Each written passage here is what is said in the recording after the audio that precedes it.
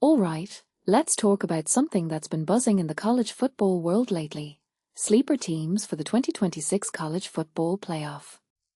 Now, I know what you're thinking. Sleepers? Really? But hear me out.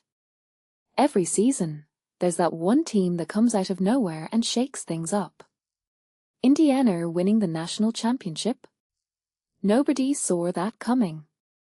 So, let's dive into some of these under-the-radar teams that could surprise us all. And trust me, some of these picks are going to make you go, "Hey, I never thought of that." First up, TCU. Now, I know what you're thinking. TCU? Didn't they just disappear after that CFP title game loss? But here's the thing. The Big 12 is looking a bit weak this year, and TCU has a shot to capitalize. Personally, I think the hiring of Jaden Craig, that Harvard transfer QB, is a game changer. What many people don't realize is that Sonny Dykes has a history of turning quarterbacks into stars. If Craig can light it up in the air raid offense, TCU could easily sneak into the CFP conversation. And let's not forget, they've got BYU and Utah at home.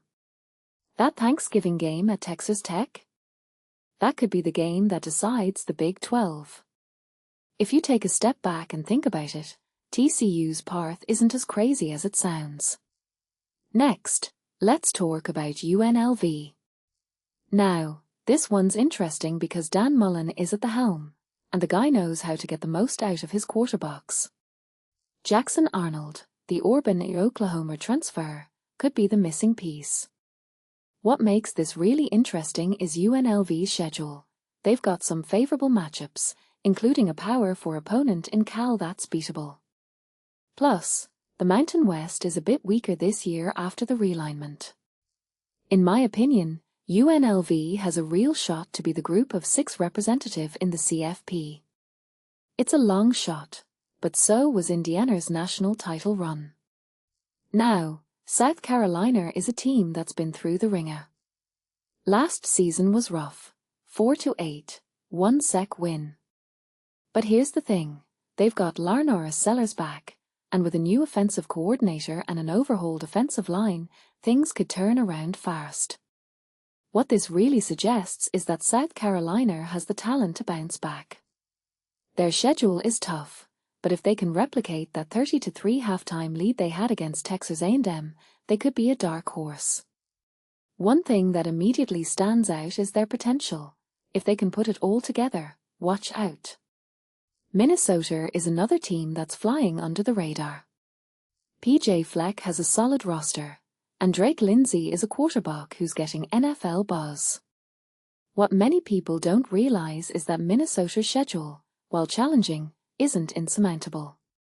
They've got all 4 trophy rivals, but if they can pull off a couple of upsets, they could make some noise. From my perspective, Minnesota is a team that could surprise a lot of people. They've got the talent, the coaching, and the momentum.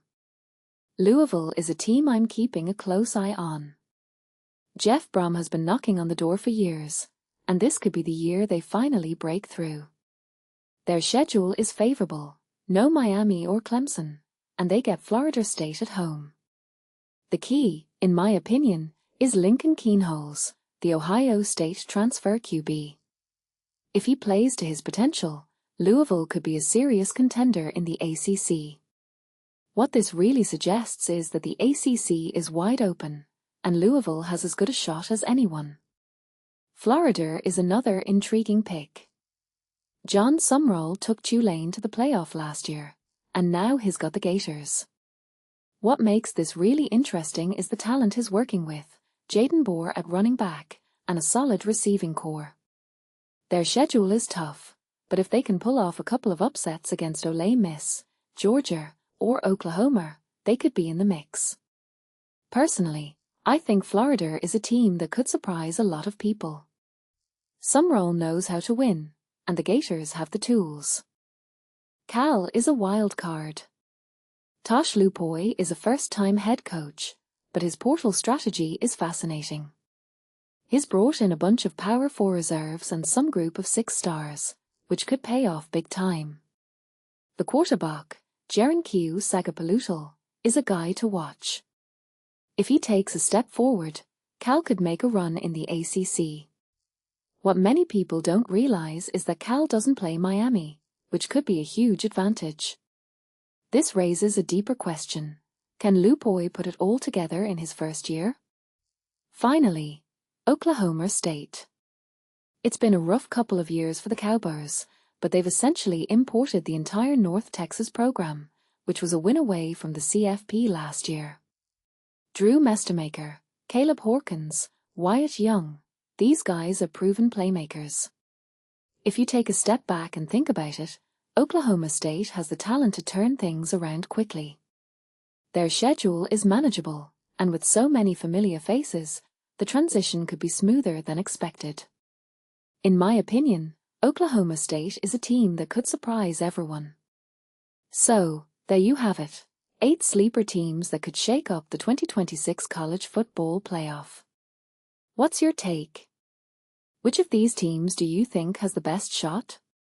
Let me know in the comments. And remember, in college football, anything can happen.